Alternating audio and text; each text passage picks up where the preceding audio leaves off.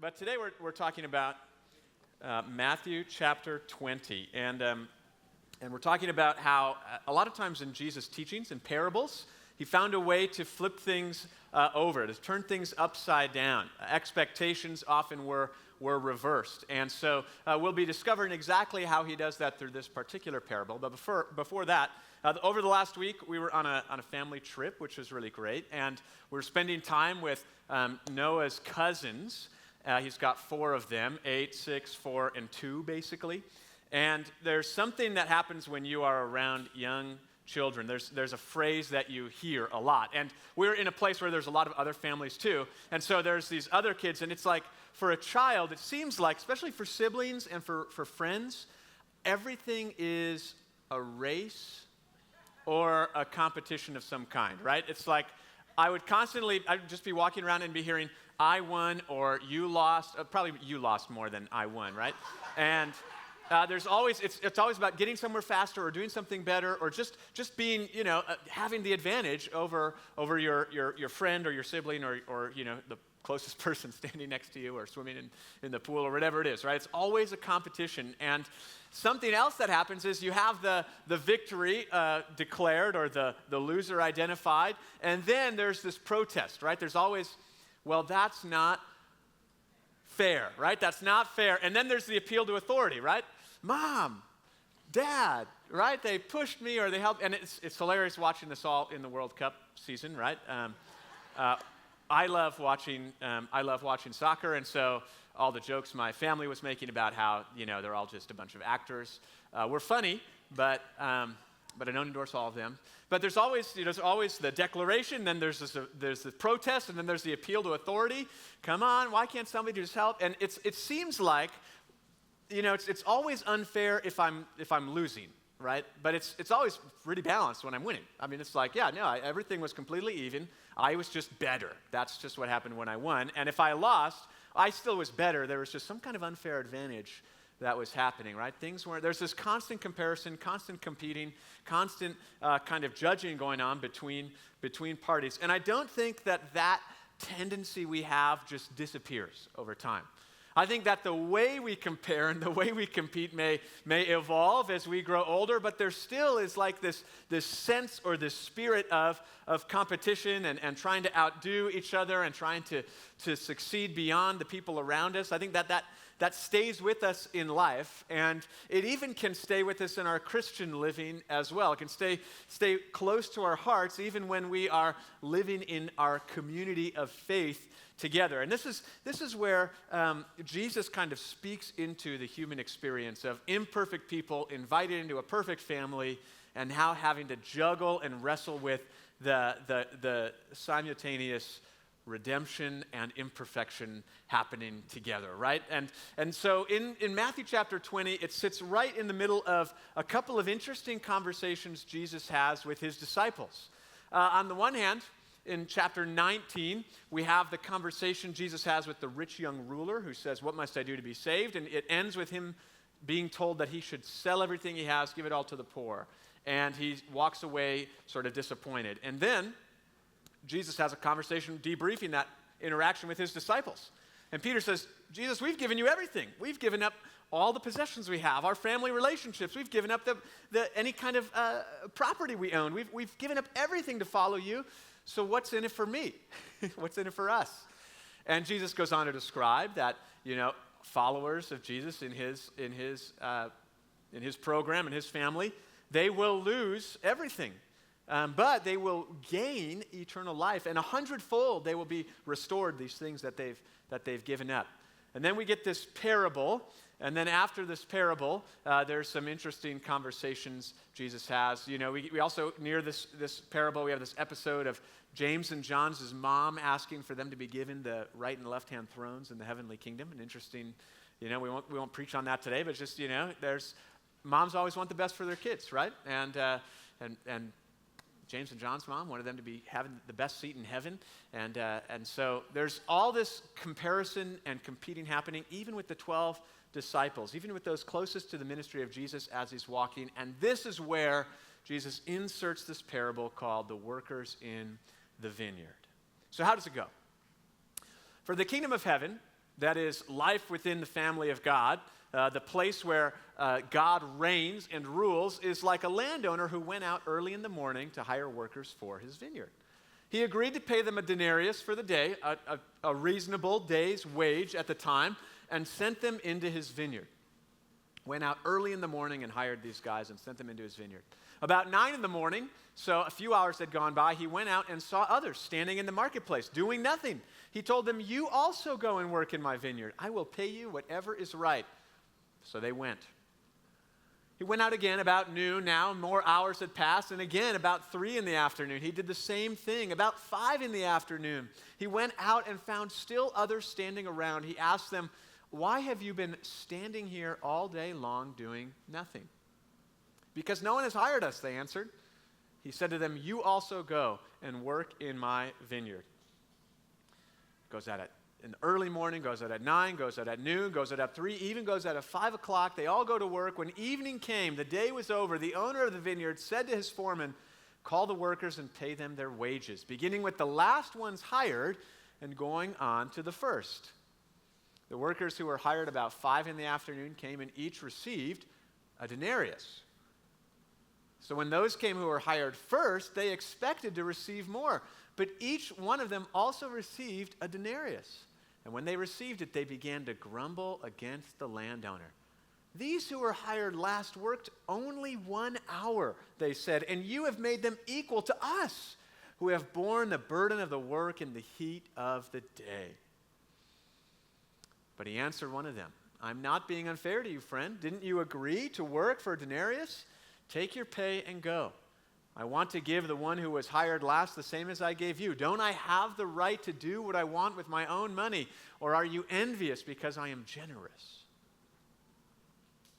So the last will be first, and the first will be last.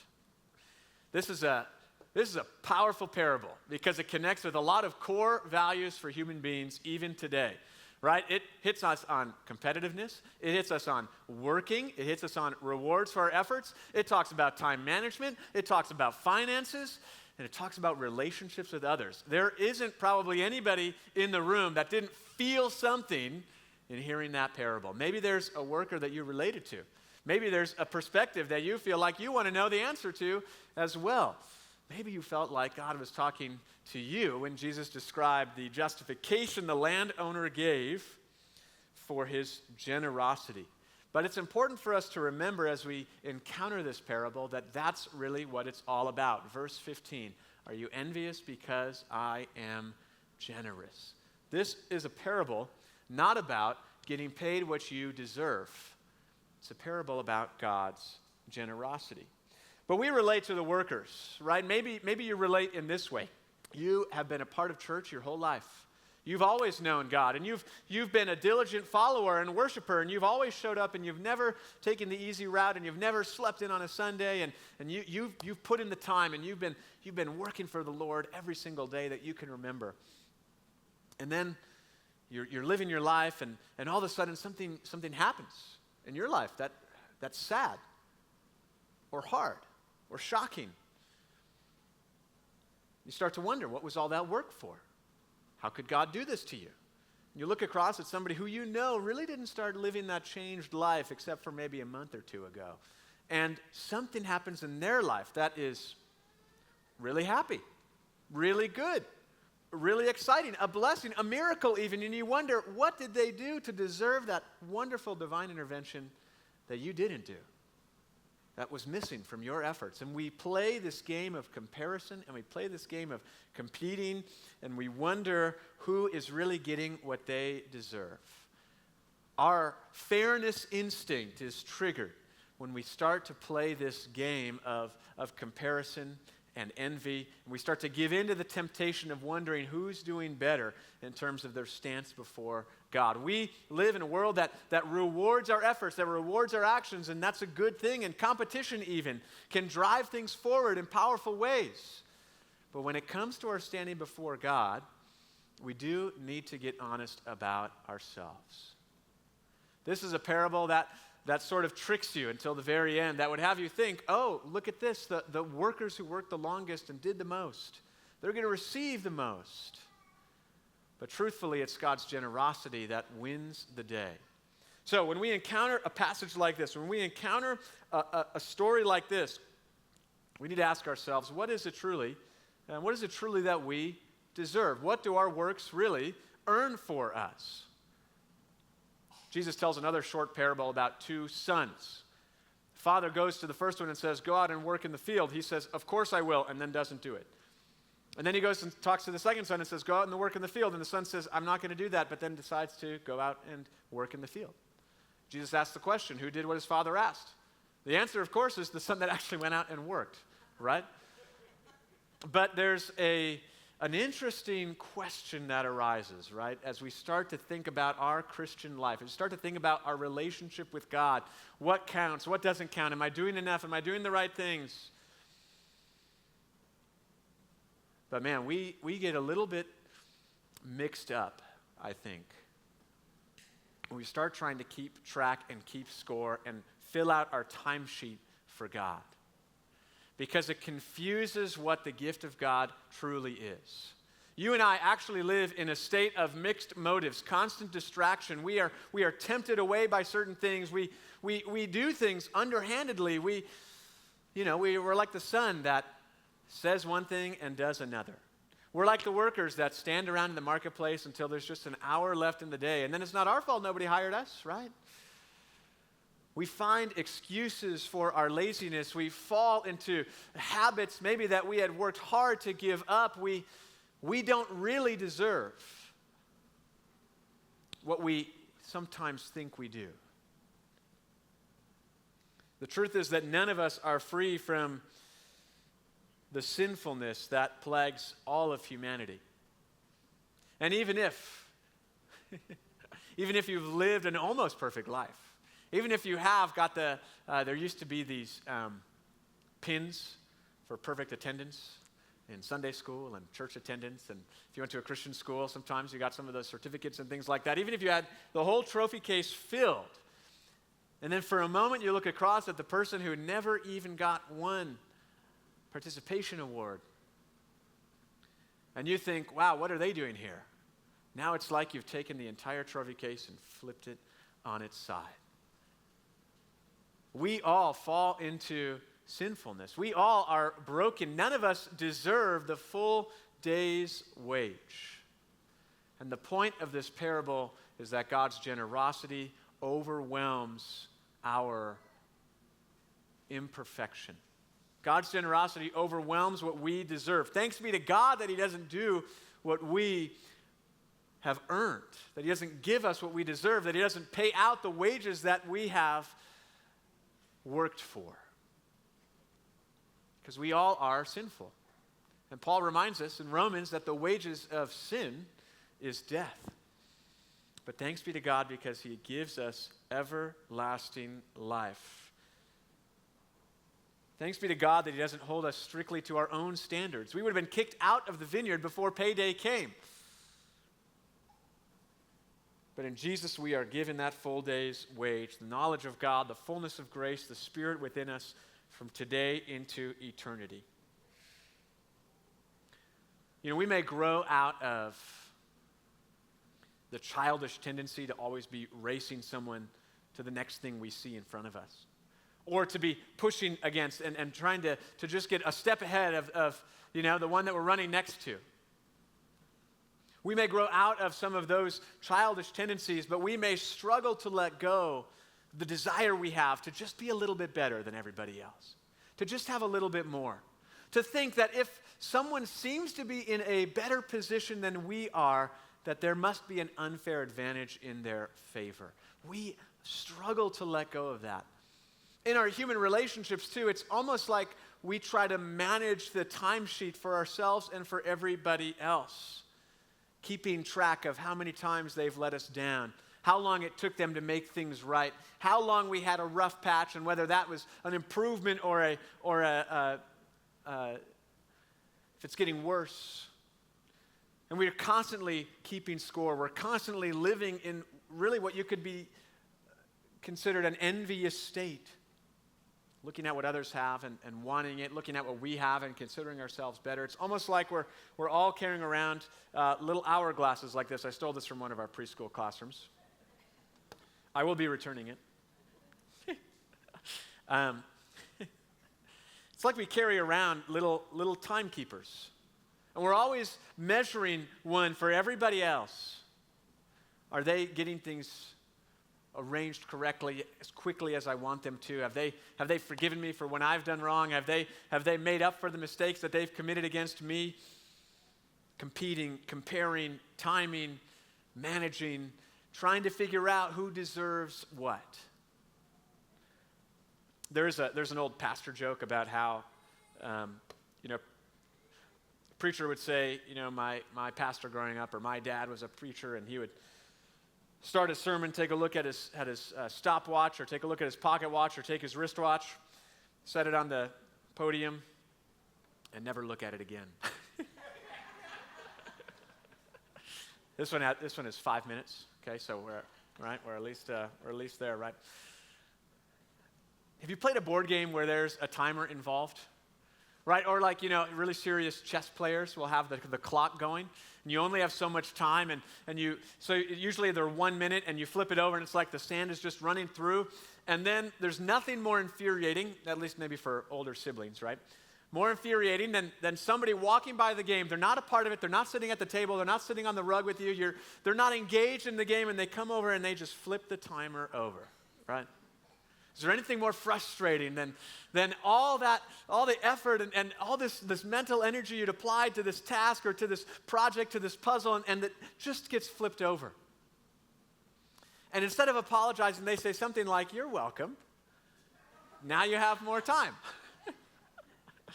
The betrayal, the absolute discontent, the offense that we feel in a moment like that, it's actually that momentum, that energy, that emotional response, I think, that captures the work that Jesus does in the parable of the workers in the vineyard. It's just not fair, we say in our sinfulness. It just isn't right, we say in our imperfection, even from our limited perspective, where we so easily put ourselves on a pedestal and demote the people around us. It just isn't fair. And in that moment, we need to be honest. We need to confess that we're in the wrong when we speak from that perspective. It's not our position to be making the judgment, to be paying the wages, to be keeping track of the time. How often does our hourglass run out? But Jesus comes. He flips the hourglass over, refusing to let our past define us again and again and again. Each day we can wake up and say, "Lord, you've given me another opportunity to live for you. In my baptism, you've washed me clean of all my sin, and you've brought me back to another day. And you've wiped the past completely free from my timesheet. You've erased the mistakes I've made. You don't look at me and see someone that hasn't done enough. You look at me and you give me the riches of your Son, the generosity of your grace, the promise of your Spirit within me." Again and again, Jesus is never afraid to flip the timer back over, to turn things upside down, to go against what we would think is fair, to give us another chance. And that's really good news. That's an important lesson for us to hear in the parable of the workers in the vineyard. And then the amazing thing that happens, that sometimes we forget about because we live in such an individualistic world, but what we are invited to do as a result of receiving God's generosity is to extend it to others. People who we may feel don't deserve it, or people who maybe don't feel like they themselves deserve it. You have the powerful opportunity to go and flip over somebody's hourglass. To say the past doesn't define you. God isn't keeping track. Your timesheet's already been submitted, and He has poured out His generosity for you, no matter what time of day you might think it is. The gifts of God in their fullness are yours. To give another chance, to turn over the hourglass, to provide the full day's wage. Let's let go of the envy we are so often tempted to hang on to and embrace the generosity that God gives to each of us. Would you pray with me? God, we give you thanks for all that you give. As we live in a world that pushes us into constant competition and comparing, allow us to let go of that envious spirit, to recognize how generous you are to each of us, to breathe in the refreshing gift that it is to be given another chance, and then to follow your lead in extending that same gift to others. In Jesus' name, amen.